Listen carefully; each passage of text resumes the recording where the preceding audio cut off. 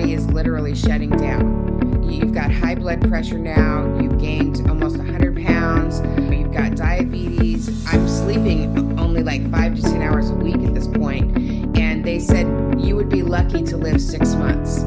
So now I've got this thing in front of me because my life had been completely depleted. I was completely bankrupt emotionally, mentally, physically, financially, and spiritually. And, my mother had a great career. She was an aerospace engineer with one of the top military clearances, security clearances you can have. I had a career in tech. I was making almost $100,000 at the time.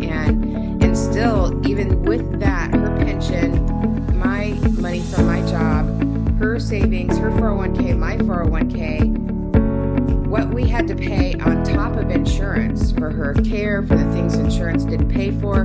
We had gone through all of our life savings and well over, I would say, $300,000 in less than a couple of years.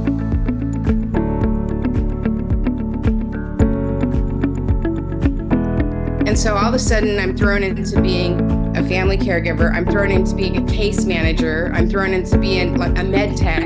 I'm thrown into being, a PT, an OT, a speech therapist. I'm a medical assistant. I'm thrown into being all of these things, and frankly, I had never even had a child before. I had a cat and me and my boyfriend, you know what I mean? You're pretty independent. So Can I just pause you right there and say, was it just no question based on the relationship that you had with your mom, or was, what was the, okay, I don't know what I'm doing, but I'm going to do all of this? Yeah, well, and frankly, relationship with my mother was my abuser growing up, right? And so, there was a lot that I had gone through to have that relationship with my mom. And I had made a decision a long time ago that regardless of if she was a good mom, I wanted to be a good daughter. And I had also gone through a process of forgiveness a long time ago. First forgiving her as a woman, then forgiving her as my mother.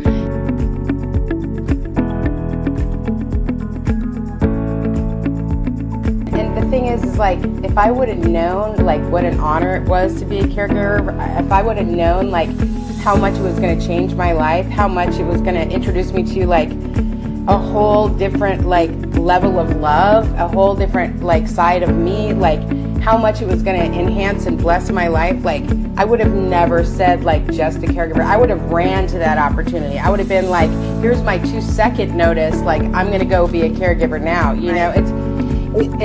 And I had no idea, and none of us do. None of us have any idea. We know that somebody we love is having a hard time or there's changing and we want to step up because we love them. None of us understand.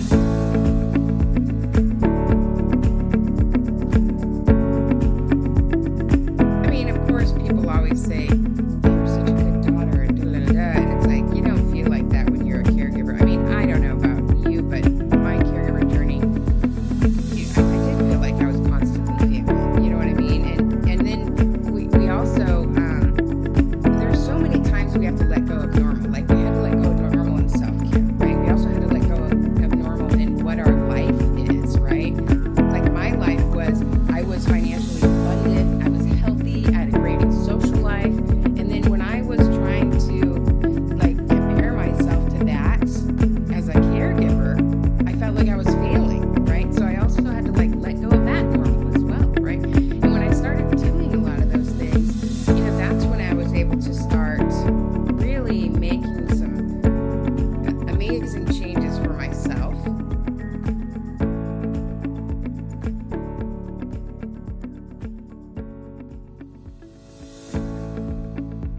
And I remember that last day of my job, and it was in 2017, February 2017. I'd already used all my sick time and vacation time, taken mom to the hospital and doctors by February 2017 for the year. And that last day, I am literally frantically, I'm staying there.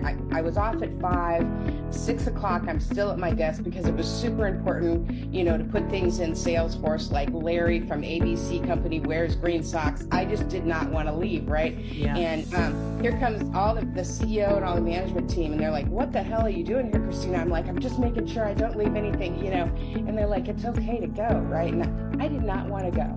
That's right.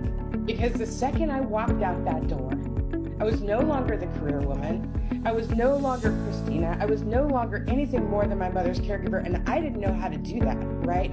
That was literally the longest elevator ride of my life.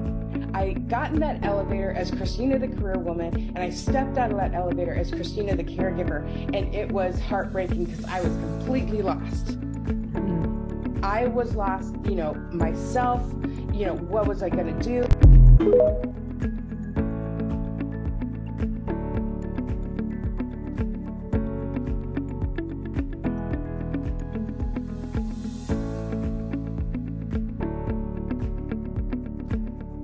Well, when I was thrown into caregiving, I didn't even know I was a caregiver at first. Oh, really? I remember being in the hospital with my mom, getting that call. I was in the grocery store with my personal trainer, because back then I could afford a personal trainer, and we're going to level up my health, and we're reading all the labels and everything. And I get this call. It was like 3:52 p.m. in the afternoon, and they said, your mother's had a stroke. We didn't expect her to live.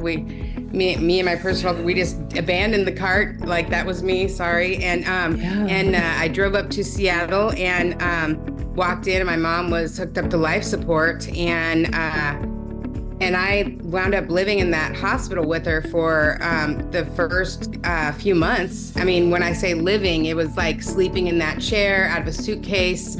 I would drive home once a week to take a shower, change the clothes in my suitcase, and drive back up to Seattle. And I was in that hospital, and everybody who walked in, I would ask, what do I do? How do I do this? Because my mom was paralyzed from the neck down.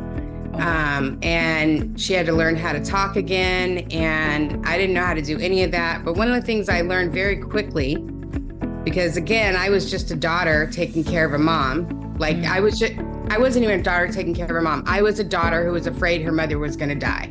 And I didn't want to have that happen, right? So in my mind, I wasn't even a caregiver yet. I wasn't even a daughter taking care of her mom. I was just a daughter who was like, please don't let my mommy die.